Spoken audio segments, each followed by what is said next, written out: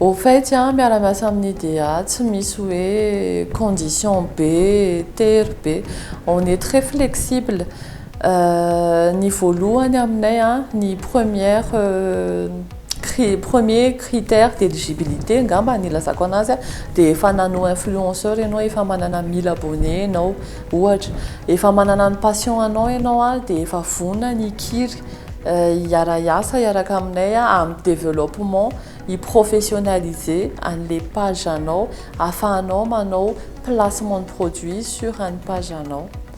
Zay aloha ny tena dia il faut aimer ce que tu fais, zay zany. Zay tena important be, il faut être une personne passionnée zany. C'est important be satria raha tsy passionné ianao tsy mahavita créer contenu. C'est tena que les influenceurs sont des artistes parce qu'ils créent des contenus. C'est vraiment de l'art ce qu'ils font, donc c'est un minimum requis. Après an'izay dia afaka manampy amin'ny resaka contenu, amin'ny resaka stratégie de placement, amin'ny resaka recherche na prospection clientèle aveo par la suite zany.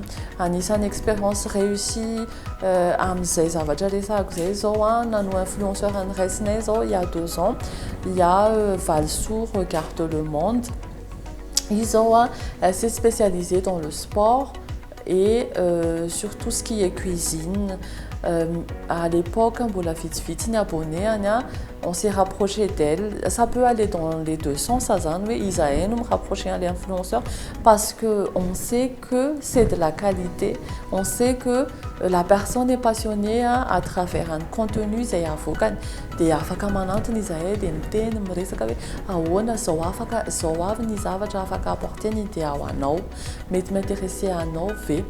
Idem, mety hoe le influenceur indray le sens contraire indray zany hoe mety zaho indray no manantona anay dia miteny hoe za vany manana 1000 abonnés zao ny projet-ako amin'ny page ty ça mba appuie ahoana ny hitondrantsika anazy, on est là on appuie, on lui dit ndao tsika anao an'izao.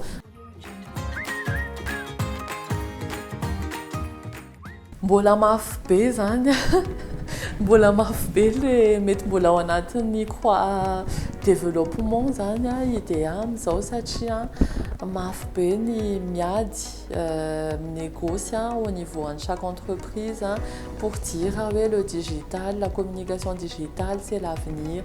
Satria hatramin'izay efa teo foana ny télé, efa teo foana ny radio, teo foana ny panneau, teo foana ny presse. Ni communication digitale des tena, oui, c'est un combat tous les jours pour trouver un client qui peut adhérer déjà et qui peut accepter, oui, ça peut marcher ni communication digitale. C'est un tena maf ndrindra zany pour nous en tant qu'entreprise œuvrant dans la communication digitale, mais on y est parce que ni si entreprise y amresaka étude azay peut-être une entreprise maintenant ni sondage au niveau Madagascar amresaka we ina ni communication tena mande ina support de communication tena intéressant am'izao eto Madagascar si en 2017 tsy nanana place mihitsy ny communication digitale, marketing digital. Aujourd'hui on passe avant la presse écrite, donc zany digital zany zao efa mba dépasse ny presse écrite, on attend de dépasser la radio et la télé.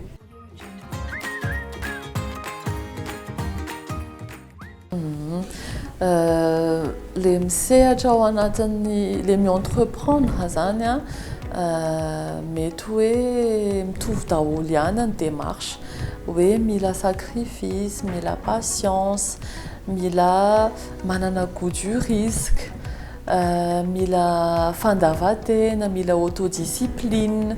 Reo angamba dia ny ambony indrindra amin'ireo mila manana tsy manana an'ireo rehetrarehetrareo ianao a raha tsy manana une certaine humilité tsy manana an'ireo rehetrarehetrareo ianao tsy manana goût du sacrifice goût du risque goût du challenge ianao raha tsy manana certaine humilité a miteny hoe bon mila manana patience mila manena an'le io foana moa le araka le fiteny hoe mahasoa vao ny mahafinaritra dia zay ngamba ny tena message tiako ampita ho an'ny tanora izay te i-entreprendre izay globalement raha ny resaka hoe entreprendre ao anatin'ny marketing digital sy ny influence marketing indray a za mahita hoe mila concurrence izahay satria raha miresaka ny marketing d'influence zao a dia mbola malalaka be mihitsy ny marché idéa ihany zao ny manao marketing d'influence eto à Madagascar. Il n'y a aucune entreprise qui peut revendiquer hoe izahay dia mi-professionnaliser ny influenceur eto à Madagascar. Dia mbola malalaka ny marché dia mbola afaka hifampizarana ny marché.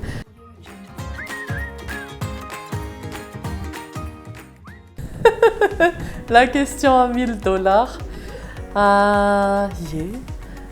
Aujourd'hui, dia zao manana équipe eo amin'ny dizaine, quinzaine eo afaka mavita mi-créer entreprise ianao amin'ny alalan'ny marketing digital sy amin'ny alalan'ny marketing d'influence.